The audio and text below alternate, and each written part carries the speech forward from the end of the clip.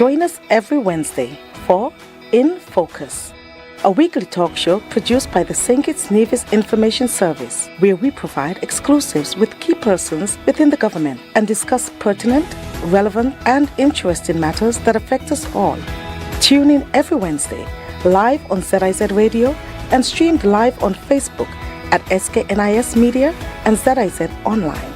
InFocus, your government, your business.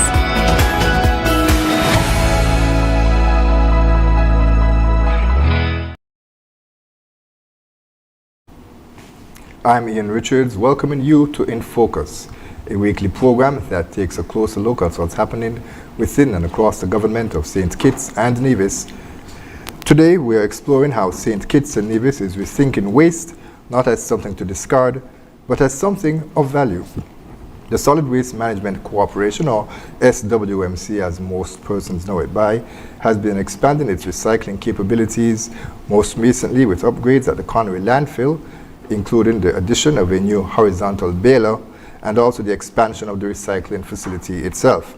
Now, there's a broader national push as well to change attitudes and behaviors. The Environment for Everyone campaign is tackling issues like illegal dumping while encouraging citizens to take a greater responsibility for protecting the country's natural spaces. So, how can individuals and businesses play a part? What opportunities exist within the recycling sector? We'll unpack all of that and more with Darian Edmead, who is the chair of the Solid Waste Management Corporation Board. Also here from the SWMC, Jonelle Francis, recycling coordinator, and Zaria Brown, the communication manager. Stay with us for InFocus as we delve into the theme, turning waste into opportunity. Small island state such as ours face particular challenges in waste management.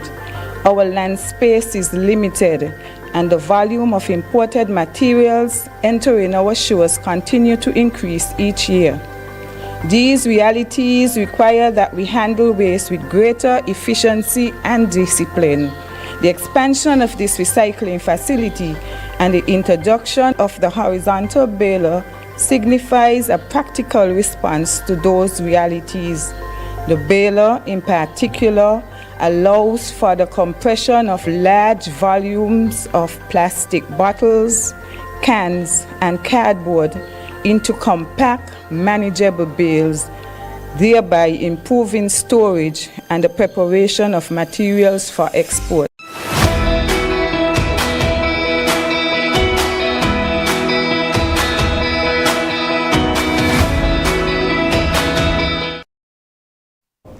Thanks for staying with us and welcome back to InFocus. Mr. Darian Edmead, who is, as mentioned, the chair of the Solid Waste Management Board. Of course, you're also the director of Environment, the Department of Environment, so it's good to have you back, sir. All right, thank you. And as mentioned, we have a full house today. Ms. Francis and Ms. Brown, it's first time for all of you, so welcome to both of you as well. Thank you for having us. All right, so let's jump right into it. There's a lot to cover. Can you give us an overview of the recycling capabilities at the Solid Waste Management Corporation? Most persons may not be aware that recycling takes place. Okay, so what we do, what myself and my department does, we go out to two destinations, which is Conaree and Buckless, where we collect these materials. So we have plastics, aluminum, metal, cardboard. Well, the second phase is now cardboard, so we accept that as well.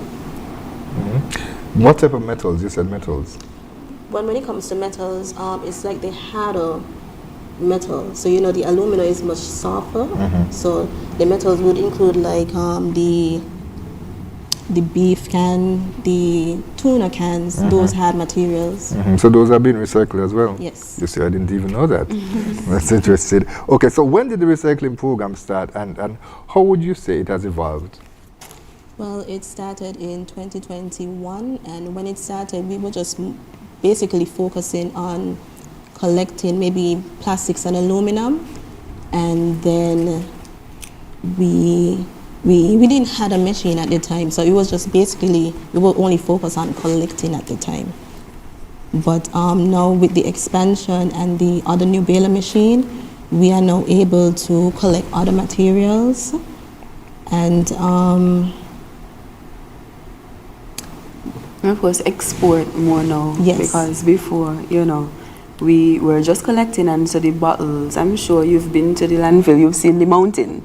And so now we are putting a dent in that by baling and exporting. Mm-hmm. So, Ms. Francis mentioned that collection was just taking place. So that was the idea, to collect and store? That is what was happening first? not really. We just wanted to see how the audience would react to it. If it's something that we could actually look for in the future and it would become, what's the word? It would be feasible to continue. Yes. Essentially, we also had the first baler machine. That would have been the horizontal baler. That's what it was, the orange one. Yes. Right. But it didn't do just what we needed it to do in terms of the bales were larger but lighter. And so with the expansion and the new baler machine, we have, as you would have seen, the smaller balers, but the smaller bales, sorry, but they pack the weight, they pack greatly above their size in terms of the weight. So we have two smaller bales equaling the amount of the larger bale. Yes, And of course, it takes up less space in the container when we are shipping out. Yeah, we're going to speak a bit more about the baler machines itself, and we do have some pictures that we can show on the screen at the time when we have that conversation. So, as I speak about the evolution of it, give us a sense of like when the recycling program would have started. Mr. Edwin, perhaps you can join in as well too, when it would have started, and like I said, how the program has been rolling out. Okay, so the solid waste management recycling project that was born out of the Ministry of Environment. It was cooperatives at the time with the former Minister of Environment at the time, Eric Evelyn, and the former Permanent Secretary, Sharon Matan. It was an initiative that we jumped on when we realized the influx of plastic bottles in the Federation, and trying to figure out what can we do to mitigate the impact that they were having. So we then formed that partnership with the Taiwan Technical Mission, the Republic of China and Taiwan, and also saw the importance of involving the solid waste agencies, both in St. Kitts and Nevis, as they will play a critical role in ensuring the rollout and the success of the project. So in 2021, we would have started the phase 1, and that would have been completed 2024, 2025 in terms of the material collection mentioned by the colleagues earlier in terms of the plastic bottles and the aluminums and so forth, which saw phase 1 being so successful that we wanted to see how can we build on what we would have done so far and move into a phase 2. And phase 2 would have been the aluminum cans. Phase 2 is the cardboard. The aluminum cans were all a part of phase 1. Right. So phase 1 was mainly the plastic bottles and the aluminum materials. So in what way, as we spoke about the theme, turning waste into opportunity, and of course that is something that was borrowed from the Global Recycling Day that was recently observed. In what ways can recycling create economic opportunities here in St. Kitts and Nevis?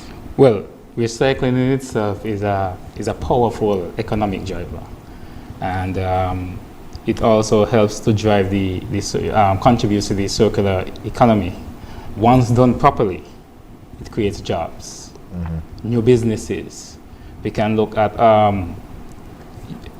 persons finding ways in which they can make a living where it can also contribute to their own individual livelihoods.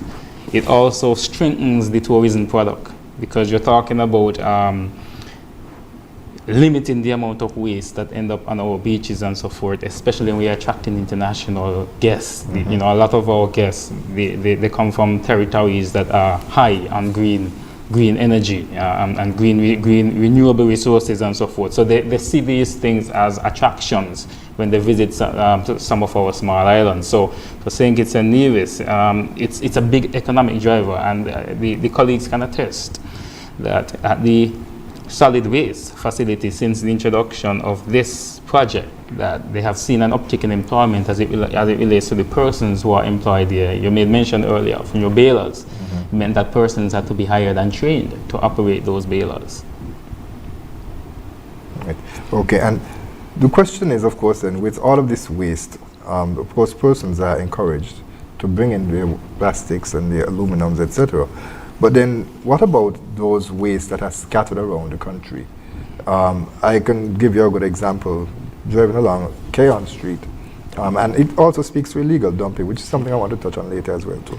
But you can see, like, I think where Shopwise was, those who are familiar with the area there in McKnight, there's a bunch of bottles and stuff just discarded there.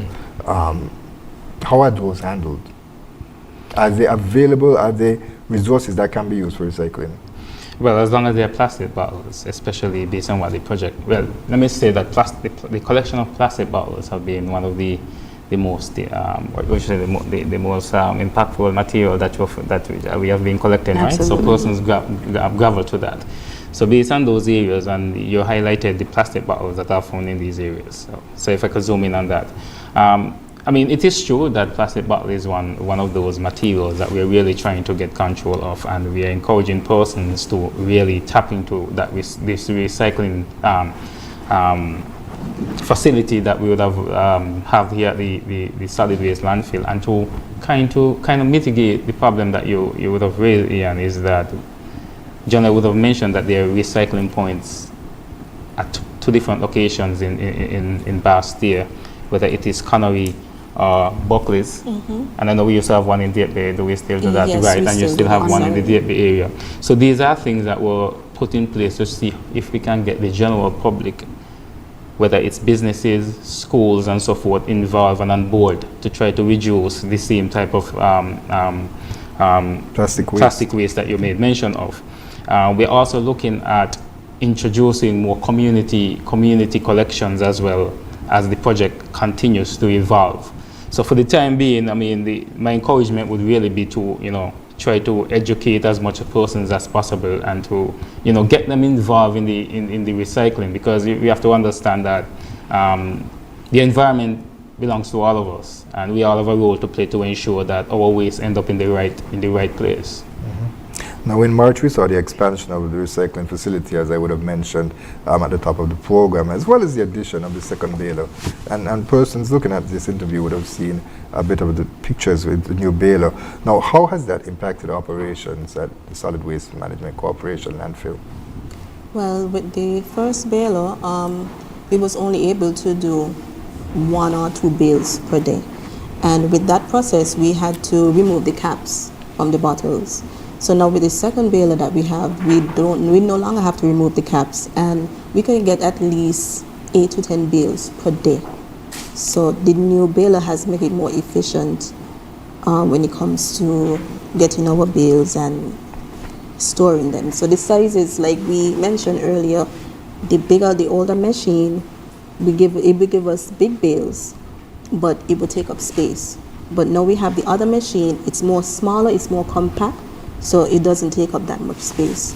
Why 2 bales in one day? I imagine it's a technical question, but is it that, well, explain to me, why was it only able to produce 2 in 1? Well, what happened is that the machine wasn't fully compressing the material, so it took a long time to get the bale what we need, because I guess in the market they wanted a specifically size bale, sorry. So we was trying to meet that In the criteria. yeah, we were trying to meet that criteria, but because of the compression, it wasn't giving us what we wanted. And then what was happening too was that we would have had to leave the bale in the machine so that it could fully compress. Yes. So, or else the bottles would pop back off. Yes. Yeah, so that of course takes up time that we could have been producing another bale. Yes. That is not an issue with this new baler. As you saw, they push out the bale and they wrap it up and put it to the side immediately. So there's been an increase in efficiency there with relation to Absolutely. this. When did that new machine come online? And how has it been producing? When it came, I think it was November, December, Somewhere around that around, time. yes. Yes. And how has it been functioning? Great. The staff actually like that they have that machine because they're able to work faster now. Does it take more manpower to use this new machine as opposed to the other one, the older one? It takes less manpower. Normally, we have 2 people who operate it because sometimes when they're throwing in the big bags, it would take 2 people to do the bale. And I will consider they're females. They're actually females Yes, they are who are able to females. do that as well. Yes, because you know, women are now taking over. So Well, it's important, the distinction, because I think there are some persons, normally when you see persons out in the garbage trucks, they would think that males. But it's an important distinction as well, to that females can also play that role, break that non-traditional norms that persons Absolutely, have, that there are yes. jobs that are assigned for males and jobs for females. And Yes. I imagine that is where the simplicity of that baler would come in as well too. yes. Okay, so tell us a bit about the facility itself now, the expansion of the facility, as you mentioned. That the ceremony was held in March for that as well too. Tell us a bit about that new section that was added and how it would have enhanced operations there as part of the recycling project. Sorry, repeat the engine, please. How it would have enhanced operations there in terms of the recycling. So the only thing I could say about that is storage. Before the expansion, we didn't have much space to store, and because of that, sometimes it kind of delay us having to bale every day because we didn't have the space to put the bales in. But now we have the expansion, we're now able to store at least 200 to 300 bales now, whereas before it probably was like 80 to 100 bales. That's a significant upgrade, Mr. Dean. Yes, it Yes. is. It's a significant upgrade, especially based on the fact that they would have mentioned the size of the baler that we were working with at first, and also the mountain of plastic bottles that you would have seen there. So with the expansion brought the facility, and it also brought a machine. So when you combine those two, as Jonah mentioned, you're now baling faster, and you now have more space to store what you've been baled. Prior to that, as mentioned, she said that the baling was very slow, and the bottles were coming in faster than how the baling was going, and that created an eyesore, a problem. Even though it's a landfill, it does not necessarily mean that you have to look like a landfill. You have to ensure that it's conducted in a way that it is inviting to persons when they go there. So this has really helped to reduce a lot of the wait time in terms of the baling of the materials. Right. Okay. And how does the expansion of the recycling facility itself reflect the shift from waste management to opportunity creation that the Ministry of Sustainable Development and Environment is promoting? Well, this is very important because even when we start working with different agencies, even those who would have visited the site, a lot of the comments were centered around the fact that, oh, you're just collecting, and they're still being placed the same way, because in their mind they just seen it like we're just dumping it there. But with the expansion and moving to waste management, it's a situation where we are ridding a lot of the plastic bottles from the environment by encouraging persons to control the waste and how they dispose of their waste, and 2, it's also a driver where we are now using it as an educational platform for the younger ones, where they will be able to come to the facility to see exactly how waste is properly managed and how they too can contribute to the whole waste management aspect. Okay. All right. So we're going to talk a bit about now the expansion, the phase 2 of the recycling project, and as mentioned, that is where cardboard would have come in. Yes. But before we get into that, we're going to take our first break. Stay with us, viewers and listeners. We'll be right back with more In Focus. For most of us who are wearing pink, we're wearing plastic. Like that's thinking. Plastic. Not cotton, not polyester, plastic. And this is a full circle moment for our recycling program in St. Kitts and in Nevis, that our collection efforts led to the baling, and of course the shipment to Taiwan, and then their shipment back to us of plastic shirts. We have to redefine waste. We have to think of the waste that we generate.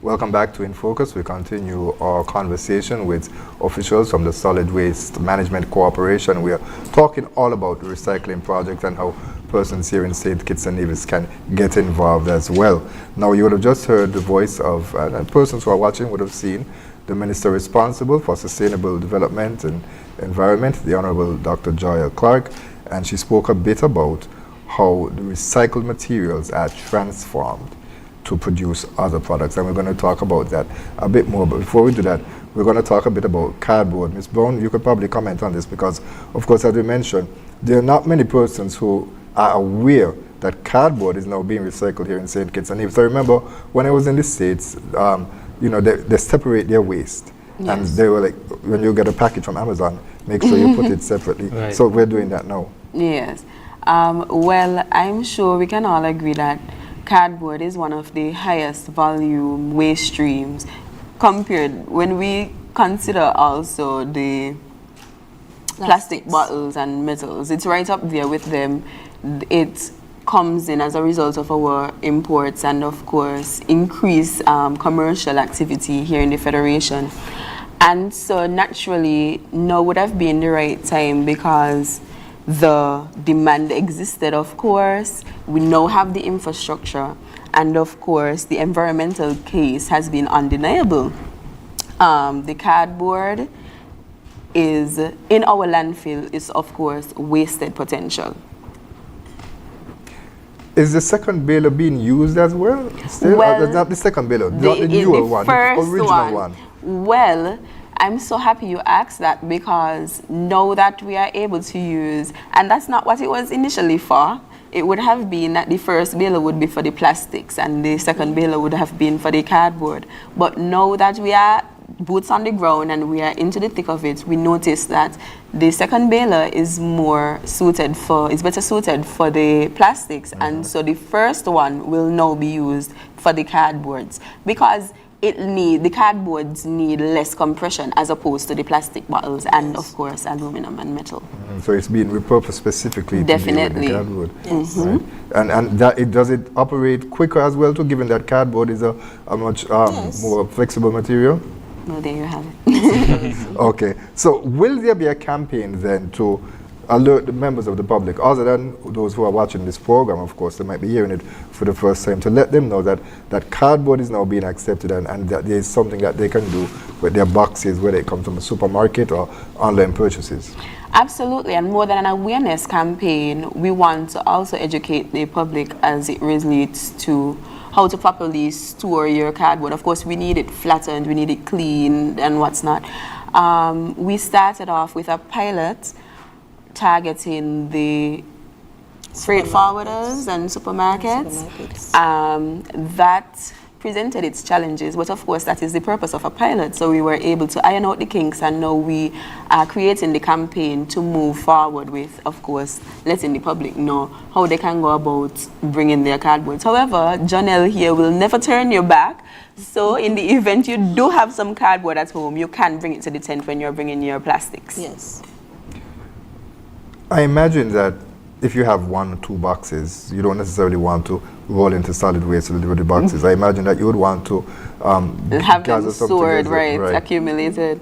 That is a struggle that I have at home. However, even if you want to put them in the bag with your bottles and what's not, just to get them out the house, because we don't want that to be a deterrent. You don't want to recycle the cardboard because it takes up too much space in your home. So whatever we need to do to facilitate that recycling mentality, we are willing to do it. So if it is that you only have 1 box, bring it with the bottles, we'll accept it.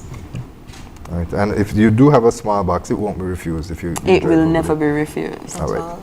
So how has the inclusion, Mr. Edmead, of recycling cardboard strengthened the overall program of recycling? Well, it's just add another another dimension or another material to the list of materials that we're removing from the environment.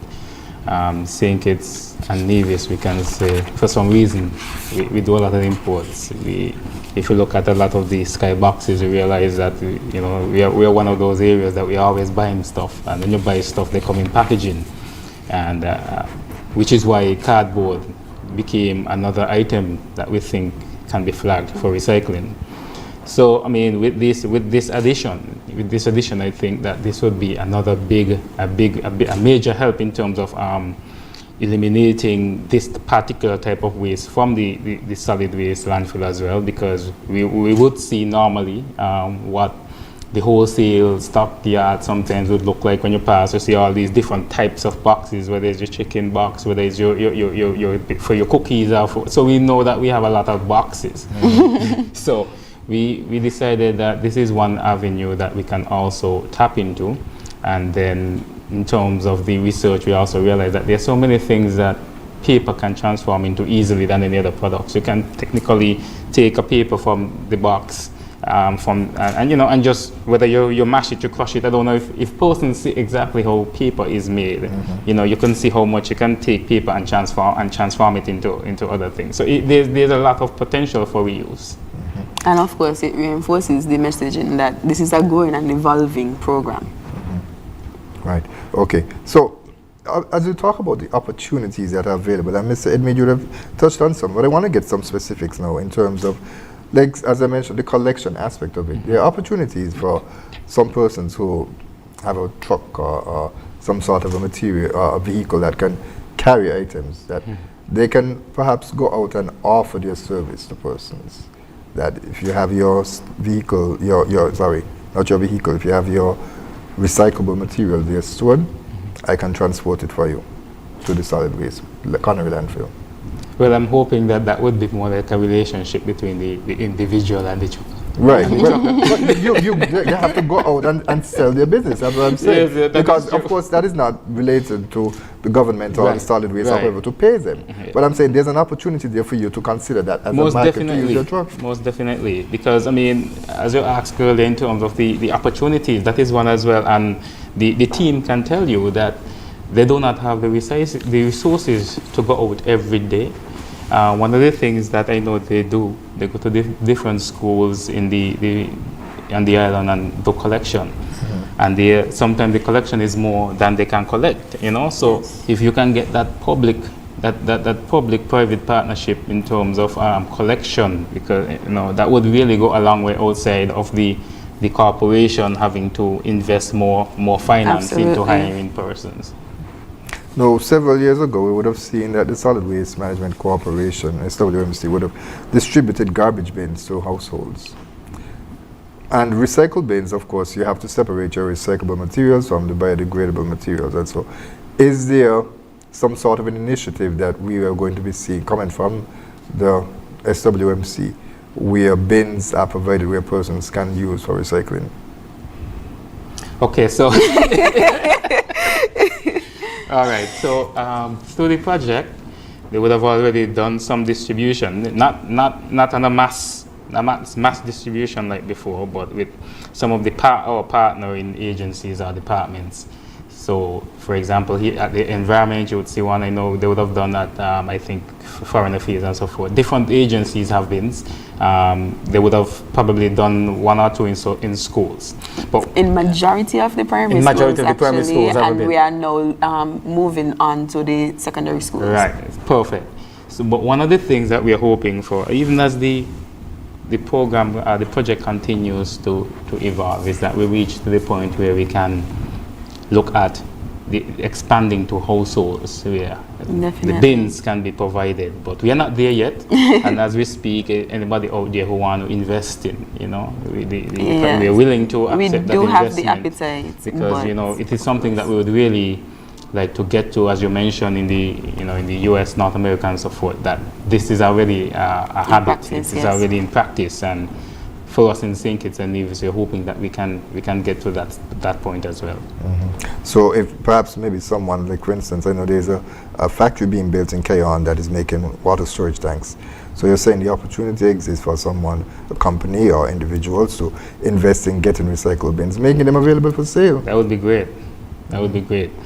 Because I mean, because outside of that, I mean, the corporation will still have to consider the collection outside of the private, the collection that you think about. Once we start doing separation, you now have to start thinking of separate days or additional resources for collecting those materials as well. So it's if we can meet each other halfway where we provide the service and somebody else provide the bid. As we speak to community expansion, however, in the interim, we are looking at strategic locations to place some community bins, some communal bins, so that the tents aren't the only stops to be able to recycle. For example, if we have one in supermarkets in your area, your community, you would be able to take your recyclables there. You spoke about having the bins. Yes. First of all, before I get to the bins, let me go to the drop-off points. Yes. You said Deep Bay, Conaree. Where was the other one? Buckley's. Is there room to expand to include more sites where persons can drop off? And also, how have these sites been performing? Have persons been bringing their recyclable materials there? You want to take this one, Jenna? Well, we actually thought about that. We have thought about that in terms of like maybe instead of always focusing on those 3 locations, maybe we could do a pilot and do it in another area just to see like how well it will be received. But we haven't put out the plans as yet as how we can start. Because we definitely have to consider the strain on our resources. Currently, we only have 1 truck dedicated to recycling and 1 driver. And so that is the expense to either get a new truck, get an additional driver. You know, these are the variables that we have to consider, which is why we decided to move along with the communal bins first. And then, of course, we will build upon that. And so the bins that are currently there, as you mentioned, there are some that are distributed. I know there's one in government headquarters as well, so, and in schools.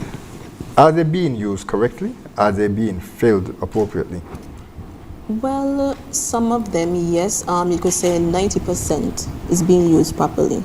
When it comes to the other ones, sometimes we still have to remind them because what happens is that a lot of people say, well, think to themselves, we're collecting these materials, but they're not aware of how we're collecting them. So I would try to say they need to be clean, no fluids at all, and no foods inside of the bin. That point that you mentioned about, because say for instance, a Downy bottle, it's a plastic bottle, right? Of course you accept that. Yes. So you're saying wash it out. Why does it matter that there's fluid inside? Well, the Downy is not really that bad, but when you think about the Coke, the sweet stuff, and the impact it can have on the machine as well. Yes. Because the machine was built to compress. So now this is added fluid going into the machine that could, cause unintentional harm. That's and then when it comes to the sorting process, now we have to take these materials and then clean them ourselves, which takes a lot of time before we could even start baling. So we try to advise to the public to clean these materials. As soon as you drink a soda, you just wash it out and you throw it in the recycling bin. Okay, that's very important. Yes. So talk to us then a bit about when the bottles get, or the aluminum cans or the cardboard now, when they arrive at solid waste, whether they are picked up or they are delivered by persons individually. What happens? You said that they go into the baler. Explain to us the process from when they arrive at solid waste to when they are ready for export. So the process is when we do collect and they come to the facility, we sort them, we make sure they are clean. After that, we start the process of baling. After it is baled and compressed, then it is stored. And then we start to look for vendors, who would want to take these materials, and we just prepare them for shipment. Who are the vendors? You said vendors who want to take these materials. Explain that to me. Well, I work closely with a vendor in Dominican Republic. Yes, Mr. Steve Hammond. So he was the one who was first on board to collect these materials. So the vendor then ships them off to another company? Yes. Okay. But I know we have a relationship with the Republic of China, Taiwan, where they have bales that are sent there. So tell us a bit about that relationship. So with that, the bottles were sent to Taiwan to create the shirts and the bags. So specifically, so they were done as part of a specific project, not overall? Definitely part of the specific project, because one of the things that we have to consider is this is an environmental project that we are dealing with, and there's an impact on the environment to ship to that distance. Yes. So we want to minimize our environmental impact in that regard as well. So yes, it was a part of a specific project, and we are of course open to other opportunities that present itself. So approximately how many vendors currently the solid waste engage with? Well, so far, just 2. Okay. Yes. So there are the opportunities for persons to get on board. Yes. Is there enough waste to, because of course when it comes to shipping there are persons who say it has to be worth my while. Is there enough waste to ship? Well, when it comes to the PET plastics, yes. What's that? What's PET plastic? Those are The water bottles, those usually clear plastic bottles. Yeah, so the drinking water bottles, those. And if you look on it, they have the number 1 in a small recycling triangle. There is the number 1 under it. So yes, when they come to the tents, those is what they mainly bring. So we have a good amount and of when you PET think about bottles. it's only natural you would use your downy slower than you would drink a bottle of water. Okay. So Mr. Edby, talk to us a bit about this circular economy and what exactly it means, because you would have touched on it earlier, but I think there is that room for further enhancement in terms of persons being able to contribute. And as you mentioned, there is that need for the investor. I recall going through the country on Sunday, and I saw in Sadler's, there was a chain link fence, and some persons use plastic bottles to spell out the term Sadler. I thought that was a creative use of plastics. Yeah, I mean, when we talk about the circular economy, especially as it relates to this project, it's more or less how can we reuse the materials that we have rather than tapping into the virgin resources. And the team, I'm happy to say that we would have been able to produce a shirt. We should have had that the bag on display. We do have pictures. We do have pictures on the screen to show that the raw materials for the raw materials for that shirt were made from 12 plastic bottles that we, the Federation of St. Kitts, would have collected from, whether it's from the schools or whatever the case may be. So it's a situation where that shirt went through the process of a plastic bottle rather than having to go and get a virgin material to produce this particular shirt. So as it relates to the circular economy, it's more or less reusing what we have rather than going to create something new or tapping into some form of new resource. So for us, it's important that even around our household, we look at what can we reuse so that it eliminate the process of transporting to the landfill. That would also add to the problem that the colleagues at the table can tell you that they already have there. What can you reuse so that your garbage bin empties maybe every 2 weeks rather than every week? It's that kind of thought in terms of minimizing our waste. So those big water bottles with the handles, you can use those to plant. You can put the flowers or stuff inside of it. That's one way to reuse it. So it's not necessarily always dependent upon formal recycling projects that SWMC has, but as you mentioned, how can you use it around the house? Right. Okay. And so tell us then a bit about changing the mindset of persons, because I asked earlier in terms of if the bills are being used properly and if they are being used appropriately in terms of filling them up with the right materials. Tell us a bit about the mindset and how you are getting persons to really understand the value of recycling and also the opportunities that comes from recycling as well too. Well, first of all, I must commend the Federation, both St. Kitts and Nevis, for responding to the project. At first, I think the team can attest that it was a slow start. But with education once people understand exactly what we were doing and the cause and the purpose behind why we were doing what we were doing, you started seeing an uptick in the response. I don't think generally it was so much because they were getting a reward. I hope not, but it's just because of the change of mindset.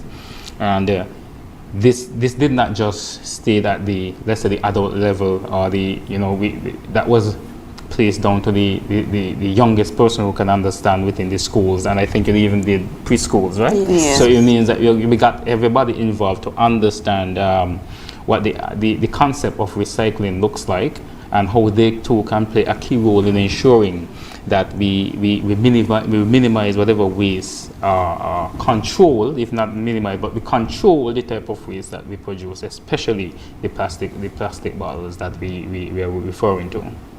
And if I may, Mr. Edmade, I want it to be known that the mindset change is one of the hardest parts of any behavioral program. And what we found was people responded to, like Mr. Edmade said, the tangible proof. They were able to see that not only did they just collect these bottles, but this is what happened as a result of their collection. We got the bags, we got the shirts, etc. And throughout my research, I've noticed that it takes about a generation to change an entire mindset, and we are doing a fantastic job in St. Kitts and Nevis, just as a result of what we've done.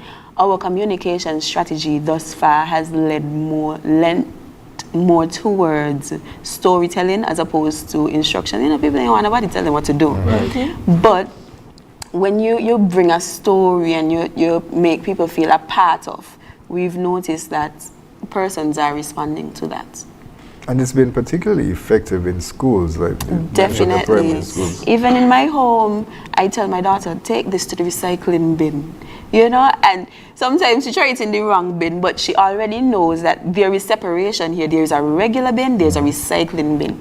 And the children then feel like everything the teacher tells them is gospel, right? So even that we were able to generate in the schools. When your teacher telling you to recycle, you're going home, Mom, you have to recycle. So we are really proud of the response that we have been receiving. Ms. Francis, perhaps you can just emphasize, as you spoke about the importance of ensuring that the bottles are clean, so that there's no excess liquid inside of it as well too. It's also important that it's not mixed with biodegradable waste, say your chicken or your leftover food that you're throwing out. Talk to us a bit about the impact of that and the importance of separation. So when it comes to that, the fact that there's a market for these materials, it is best that these materials are not shipped out being contaminated with these biodegradable food and what's not. So we do try to tell the public as often as possible, every day. I would even like to create a song, one of them kind of song maybe have Byron on it, to let these people know how important it is. Definitely. When it comes to, sometimes with the pizza boxes, they get stained and all those things. When it comes to the cardboard, when I spoke to the vendor, he was telling me it is okay because I guess the process that they go through, they wash them and all these things. But I think when it comes to the plastic bottles, those materials cannot be contaminated whatsoever. And an important partner, as mentioned earlier, is the Republic of China, Taiwan. Can we get a sense of how important they have been to this project?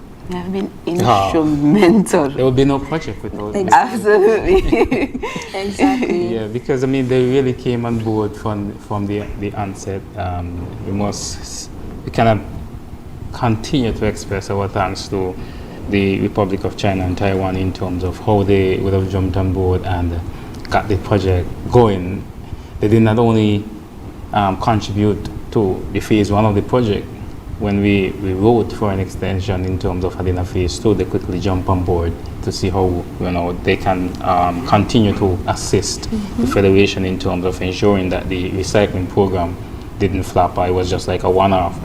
They have put us in a position where we're able to transition from the Republic to more or less the federation, the government taking over the recycling program. So their support and their coordination, because the project coordinator is also one of their own who have been really doing a lot of the groundwork to ensure that the general population is aware and abreast of what is going on, and also have worked very closely with the solid waste team to ensure that they have the technical know-how in terms of running the program and the coordination of the facility. So I think we can all say that they have been the premium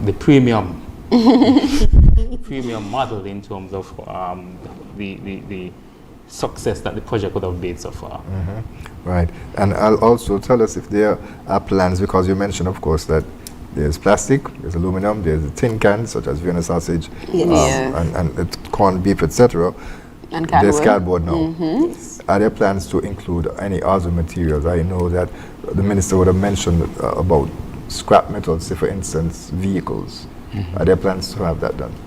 Well, there's no rule out of any materials that are there that can be possible, because then I can also add tires as well. Tires is also one of the conversation, one of the materials in conversation as something that we need to find a way to deal with as well.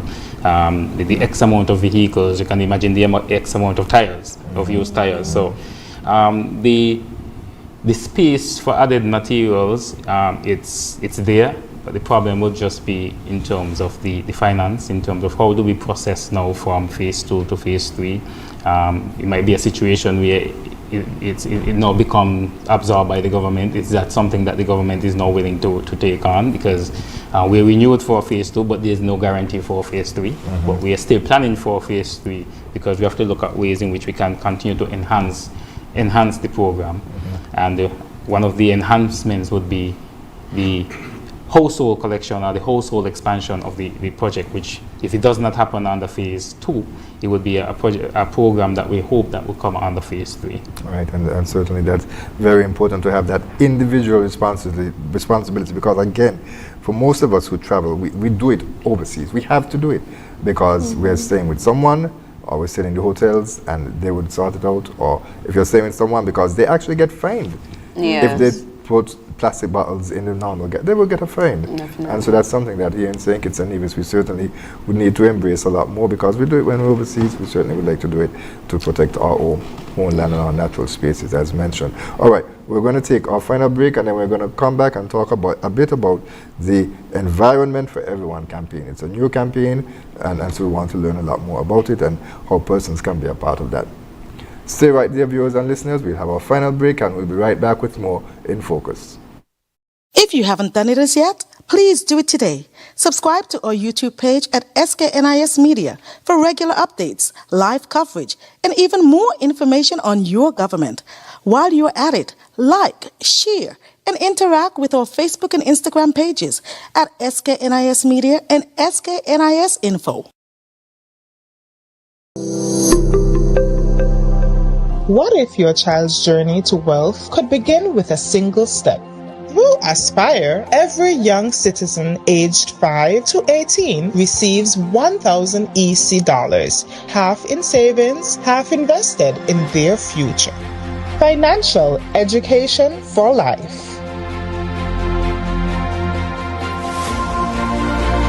Sign up today. Give your child a future of financial freedom. Don't wait for wealth to knock. Create it with Aspire.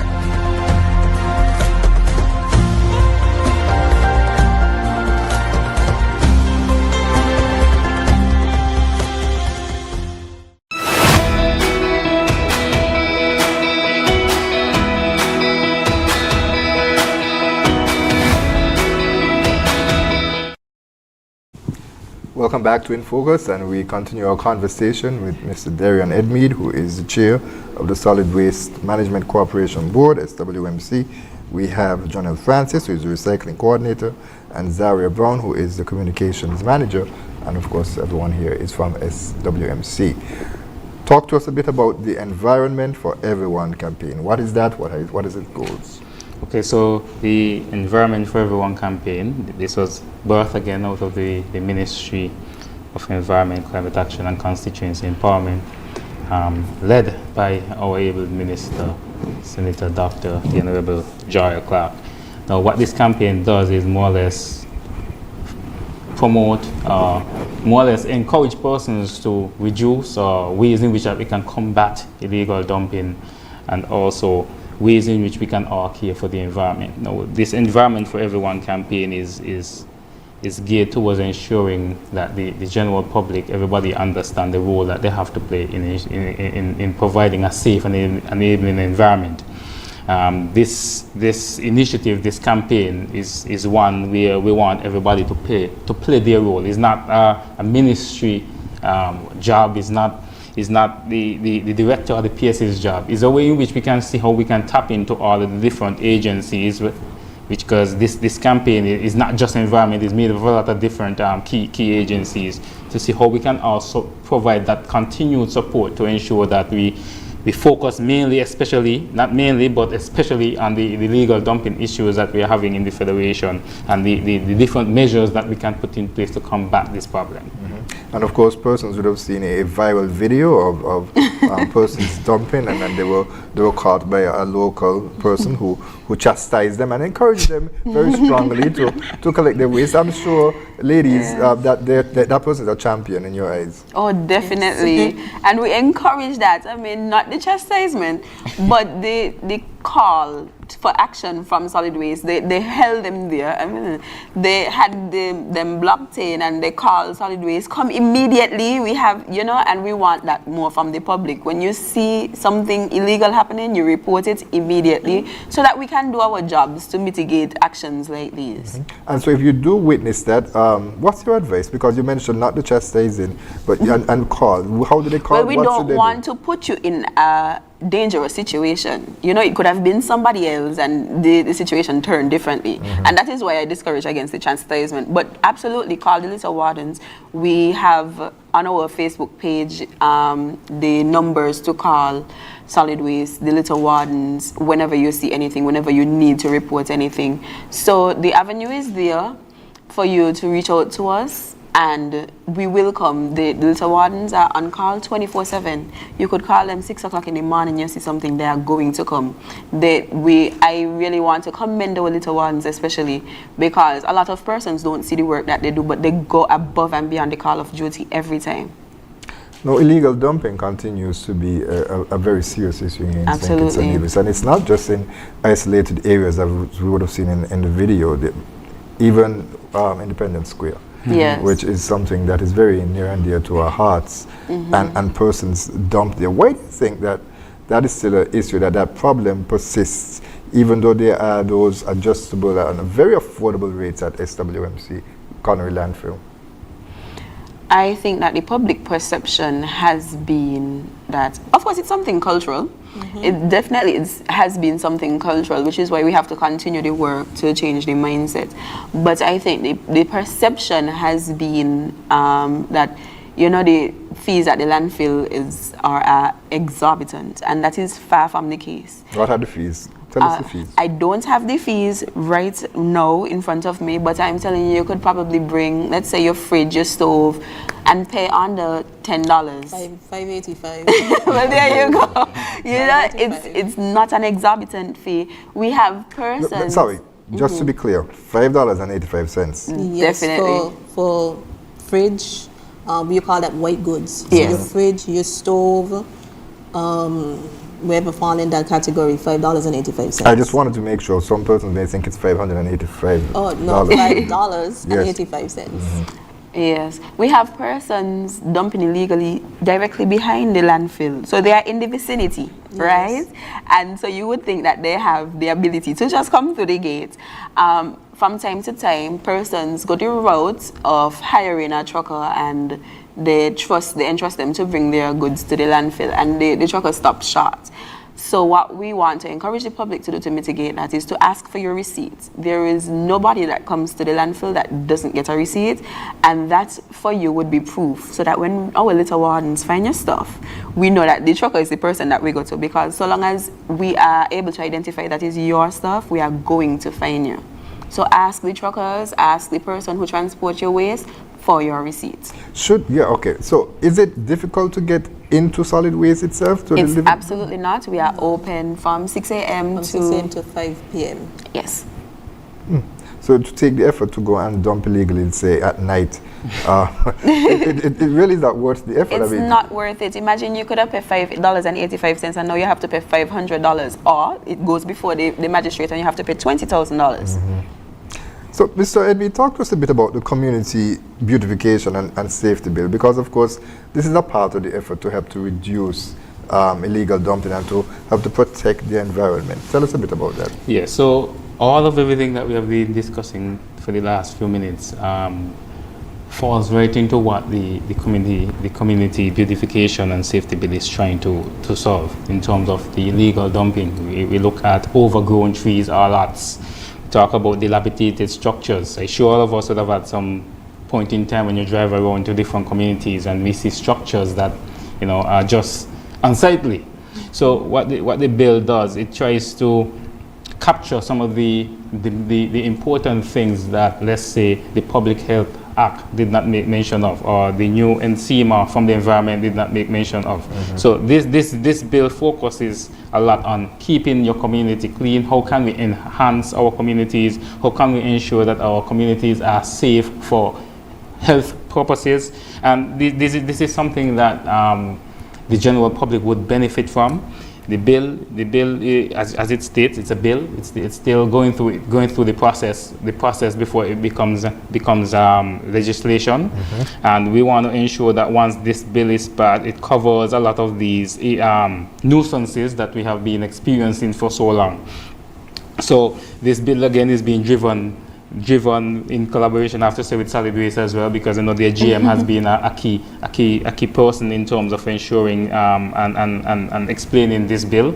So once this bill is passed, it is one that would really help to, you know, create cleaner and greener communities.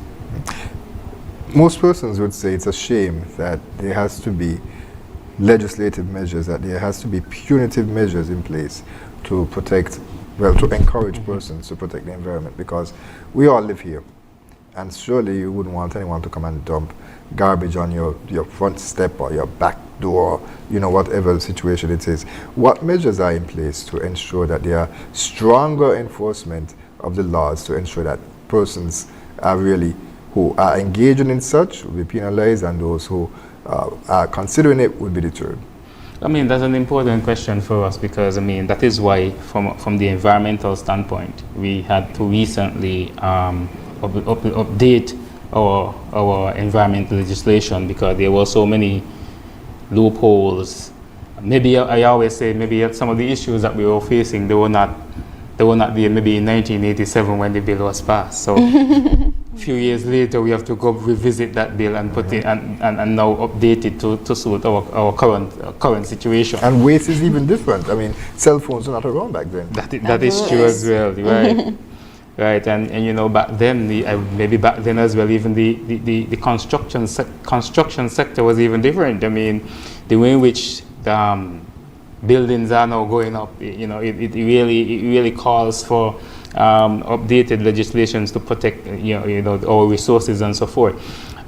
It's also the same thing with the solid waste. They have to ensure that even within the act, that the act was drafted to ensure that there are policies, there are things in place to protect the environment or to prevent persons from littering and those sort of stuff. So we look at that. We look at the Public Health Act, and we are hoping that when you put all of these together, you know, one way or the other, one of these legislation will be able to combat whatever current situation that we are currently facing. But ultimately, personal responsibility, individual responsibility is key. It's key. It's key. All right. So we're essentially out of time for the program, but I'll give you a final opportunity to make any final comments that you'd like to make. Ms. Brown, we'll start with you.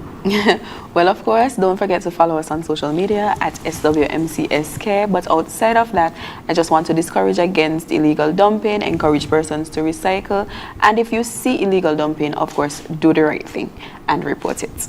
Don't confront. Try not to. Ms. Francis.